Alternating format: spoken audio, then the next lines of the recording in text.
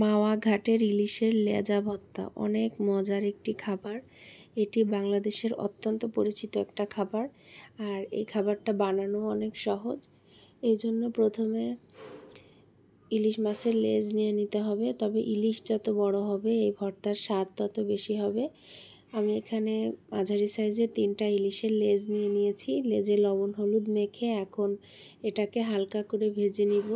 ভাজার সময় খেয়াল রাখবেন যেন খুব বেশি কড়া ভাজা না হয়, অর্থাৎ মাছ সিদ্ধ হয়ে যাবে কিন্তু একটু নরম থাকবে সেইভাবে করে। আর ভাজার সময় অবশ্যই সরিষার তেল দিয়ে ভাজবেন। তো এই যে ইলিশ মাছগুলো ভাজা হয়ে গেছে, আর ভাজার সময় এর মাঝে কিছু শুকনো মরিচ দিবেন, কারণ ভর্তাটি শুকনো মরিচ দিয়ে মাখালেই খুব বেশি ভালো লাগে। তো এই যে মাছগুলো ভাজা শেষ, এখন এটাকে তুলে নিব।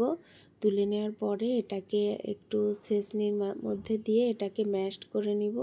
ম্যাশড করে নেওয়ার পরে এর কাঁটাগুলো বেছে ফেলতে হবে, যদিও এটা একটা ধৈর্যের কাজ, কারণ কাঁটা বাছতে বেশ কিছুটা সময় লাগে। কাঁটা বাছা হয়ে গেলে এরপরে যে কাজ করতে হবে সেটা হচ্ছে মরিচগুলোকে সুন্দরভাবে মেখে নিতে হবে। মরিচ পেঁয়াজ দিয়ে মেখে নিতে হবে, আর সাথে দিতে হবে একটু লবণ। লবণটা বুঝে দিতে হবে, কারণ যেহেতু ভাজার সময় কিছুটা লবণ দেওয়া হয়েছে। এবার দিয়ে দিতে হবে অল্প একটু সরিষার তেল, দিয়ে লেজের ভর্তাটা সুন্দরভাবে মেখে নিতে হবে। এবং ভর্তা মাখানো হয়ে গেলে এর মধ্যে যে তেলটা আছে, অর্থাৎ ভাজার সময় যে তেলটা ছিল, সেই তেলটা উপর থেকে একটু ছড়িয়ে দিলে ব্যাস হয়ে গেল ইলিশ মাছের লেজ ভর্তা। এটা গরম ভাত দিয়ে খেতে অনেক বেশি মজা লাগে। অবশ্যই আপনারা বাসায় একবার হলেও এটি ট্রাই করবেন।